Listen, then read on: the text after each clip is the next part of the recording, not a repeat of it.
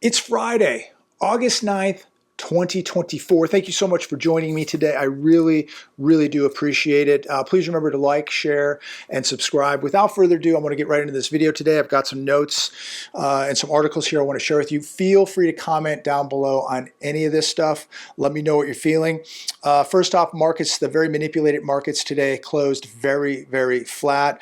They're just standing by, waiting for the Fed to come to the rescue with rate cuts. And as we're getting ready, anticipating that rate cut, that first one probably in September, when are we going to stop relying on the Fed to fix the US economy? They've already destroyed it, and now we're going to rely on the Fed to fix the economy they destroyed, and they're going to fix it by cutting rates and printing more money, which got us here where we're at right now. Low rates and money printing is not going to fix the U.S. economy. It is going to continue to drag the economy down. It is going to continue to deteriorate your purchasing power, your standard of living. This is what got us here in the first place. Keeping rates too low for too long. Nobody wants to feel the pain. I get it. Nobody wants to feel the pain. But we're going to resort right back to what started this whole thing, cutting rates and printing money. I think it's a very, very bad choice. But this is the Fed. This is who got us in this mess to begin with. I want to start with this article here from CNBC. Average consumer now carries $6,329 in credit card debt. People are stretched, expert says. This is on CNBC. This number is up 4.8% from last year.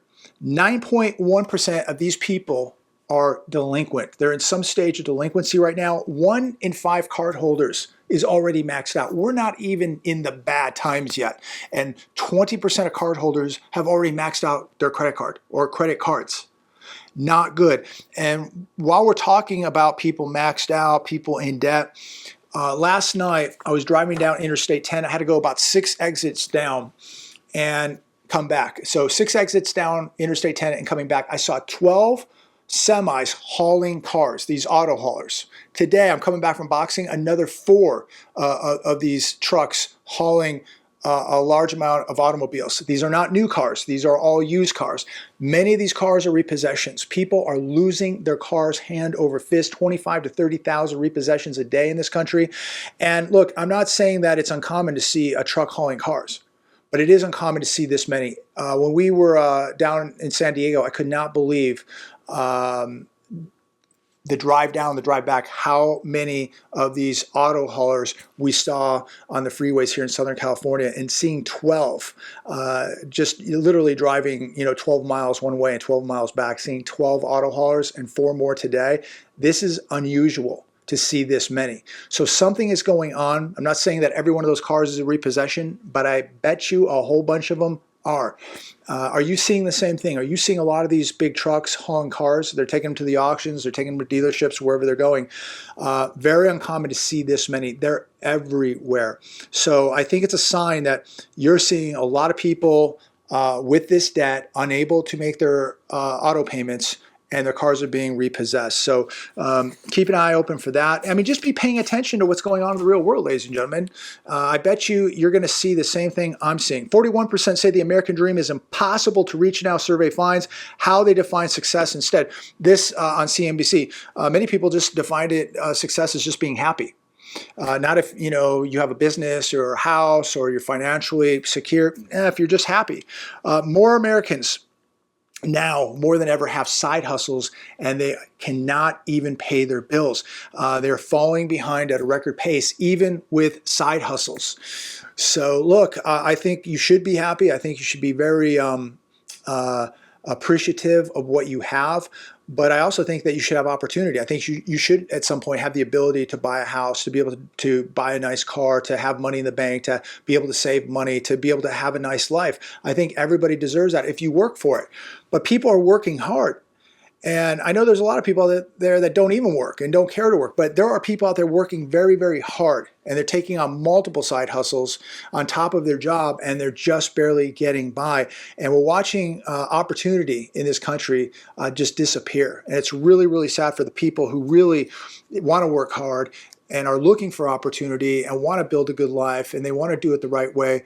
and it's just not there. It's really, really sad to see the American dream slipping away for so many people. Stellantis laying off 2,450 plant workers due to discontinuation of Ram Classic pickup truck. I believe that's the 1500. The layoffs take place at the Warren, Michigan plant as the Ram 1500 is being discontinued. Layoffs will start in October. So nearly 2,500 people being laid off. This is catastrophic.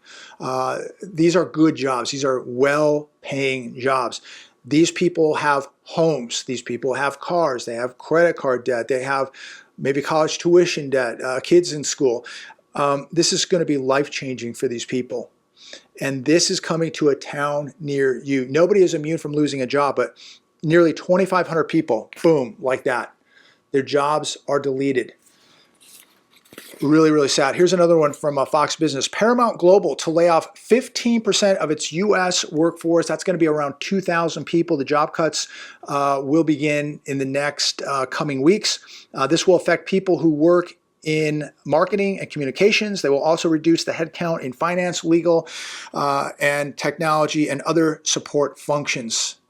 Another 2,000 people gone.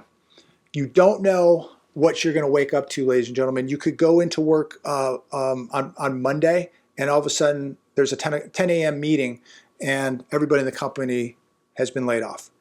You need to be preparing for this yesterday. You need to be putting a cash reserve away. You got to have an emergency plan, ladies and gentlemen.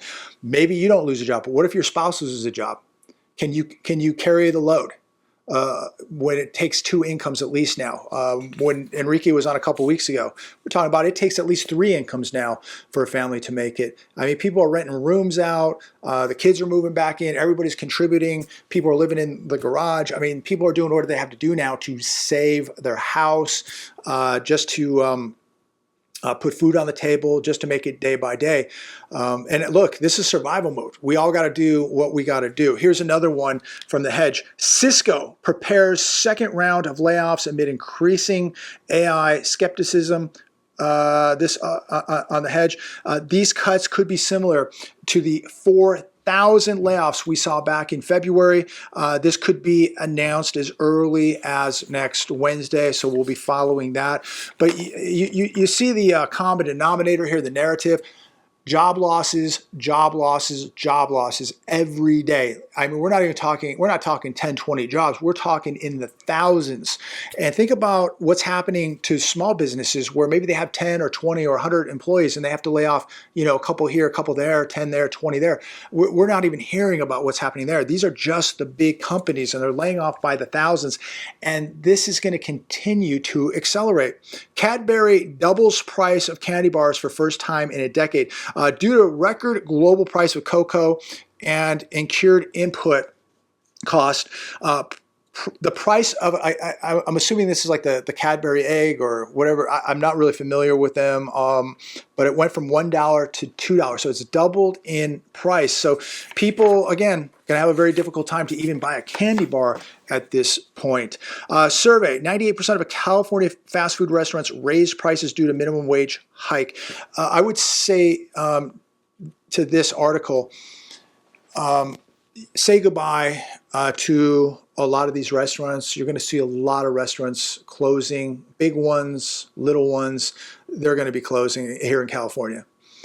When you're getting paid $24 an hour to work at a Panda Express, something's going to break, ladies and gentlemen. I mean, with the taxation here in this state, the labor costs, all the bureaucracy, the licensing, the permits, it's just, they're making it literally impossible in the state of California to be in the restaurant business. And my heart really goes out to the small restaurants. I know some people locally that have some restaurants, and they are in such a different place than they were 3.5 years ago. 3.5, 4 years ago, these people were ecstatic with how great business was, how much money they were making. And then all of a sudden, it literally changed overnight. And for the last few years, these people are barely hanging on. Some people obviously haven't hung on. And the ones that are hanging on literally aren't making any money. They're not making any money. They're just breaking even. And they're just trying to weather the storm and hope that a change is coming very, very soon. But this is costing so many of these restaurants their livelihood. And many of them just already have pulled the plug. They just cannot survive. And, every day that goes by, it's another restaurant, at least here in California, that just bites the dust and is gone. Here's one from CNBC. The unemployment insurance program is unprepared for a recession, experts say. The program, if we go back to the health crisis a few years back, the system absolutely buckled. The system, according to experts, is ill-equipped to handle the next economic downturn. It didn't handle the health downturn. It's not going to handle this economic downturn. Remember, people were waiting months and months and months. They couldn't even get anybody. They were calling for months. They couldn't even get anybody to pick up the phone. And when you don't have a job and you need your unemployment yesterday and you're going to be waiting months to just try to get a hold of somebody, the clock is ticking. The repo man's coming, the bank wants your house, the kids got to eat, the utility bills have got to be paid. I mean, we are like, people just think that if they lose their job, that they'll get unemployment for a while, find another job. It's not going to be that easy. It's going to be much more difficult because so many people are going to be losing their jobs. They're not going to be able to keep up with it. They're ill-equipped. You could go months without an unemployment check. And that's going to be critical for a lot of people. That'll be catastrophic for a lot of people. Don't rely on the system to protect you, to feed you. The system is broken, and the worse this unemployment crisis gets, expect the ill-equipped insurance program to not be there for you. Just a warning. Here's another one from The Hedge. California energy bills soaring. 1 in 5 are behind on their energy bill. It says here 80% of Americans say that their finances are impaired by their energy bills. 78% of Americans, not just Californians, Americans are concerned about energy bills. The bills are through the roof. They are going to the moon. It is unbelievable. And when I look at these bills, and I know people have way bigger energy bills than I do, I don't know how they do it. How long is this sustainable? I don't know how they're doing it. I mean, out here when it's 115 degrees daily in the summer, your energy bills are skyrocketing. And people that have really high ceilings and maybe they have a larger house, their energy bills are well over $1,000 a month. So I don't know. It really boggles the mind. It really makes me shake my head how people are paying for food, the insurances, the utility bills, the taxes. It's shocking. It really is. Here's one from CNN. Retailers are tricking consumers into spending more with earlier than ever Halloween rollout. This is funny. I was at Costco last night, and they already have the Halloween stuff up.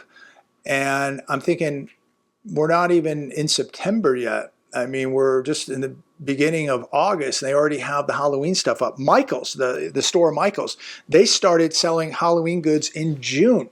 I mean, they're already trying to get ahead of this. And basically, they're saying that, if you're not going to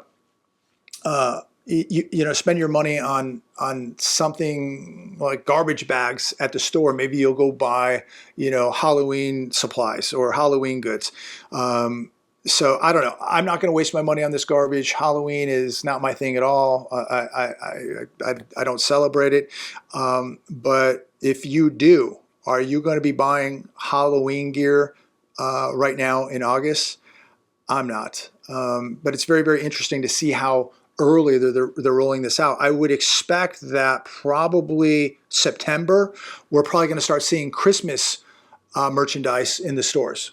That would be no shock, right? Maybe this month we'll start seeing Christmas stuff. This should be an indication to you that these stores are very, very nervous, and they're trying to get ahead of this game as much as they can by getting this stuff out on the shelves right now. So I would say that probably September, Christmas stuff will be rolling into the stores. And I think that it's going to be a very, very bad Christmas for the retailers. That is for sure. In fact, it should be one of the worst we've ever seen because people are absolutely broke. Here's one from The Hedge today. I think we'll finish up with this. Yet another cargo theft from a refrigerated 18-wheeler in Philadelphia. This is really an ominous warning sign, if you ask me, because now we're seeing theft of food. The thieves made off with large cartons of tuna from a refrigerated truck in South Philly. The crime took place at 3:30 a.m. on Thursday. In April, thieves stole a truck with $12,000 of pork. That was the 37th cargo theft in the area. I don't really hear much about this, but to think that there's been over 37 cargo thefts in Philadelphia and that they're stealing truckloads of food, you got to think, what is this going to look like when things really get bad in America? When maybe, inflation is so high that an unemployment check or a SNAP or WIC card just doesn't buy what it used to. Maybe there's food on the shelves, but the purchasing power of the average American is not going to be able to buy much food with the money that they have, with the government subsidies that they have. Or maybe there just won't be a lot of food on the shelves. I don't know. But we could see a major food crisis in America. If things get bad, there is no doubt food is worth more than gold. That is for sure. Yes, I do believe you can eat gold because you can sell gold for any currency on planet Earth and you can go buy food. Any farmer is going to take gold and silver for food. That's just history. But at the end of the day, the average person isn't going to be looking for gold or silver. They're going to be looking for food. Food will be worth more than gold. And this could really erupt big problems in our society if the shelves go empty or the shelves are full and people just don't have the purchasing power to go in and buy the food off those shelves. People will be irate. People will get crazy. People will get chaotic. People will steal trucks. They will take 18-wheelers of food and just take it. And they're already doing that right now, which is pretty interesting. They're already stealing truckloads of food right now. So imagine if this thing really begins to spiral out of control. I mean, food deliveries would slow down. You'd have to have, armed guards rolling into a grocery store. I mean, you almost have to do that right now, apparently, because if you're hauling cans of tuna or pork in Philadelphia, you stand the likelihood of your truck being stolen. So something to think about. It is an ominous sign that they're already stealing food. Not good. This is happening in America. This is like what we read about years ago in third world countries where, people would steal food and they would steal trucks of food. And, there was this black market and, food was the number one, commodity, the number one asset that everybody wanted and needed was food. And that may happen here because if you ask me, America is looking more and more like those third world countries we used to read about years ago and watch on the news and read in books and read online about, oh my gosh, look what's happening in these third world countries. Wow, this is terrible. It's happening right now here in America. I'm going to leave it there today. I hope everybody is having a really good Friday. Be careful out there. There is just so much going on. Exercise situational awareness. I would be staying away from large crowds. I'd be very aware of my surroundings, and I would be training very, very hard, and I would be preparing for the worst of times, praying for the best of times.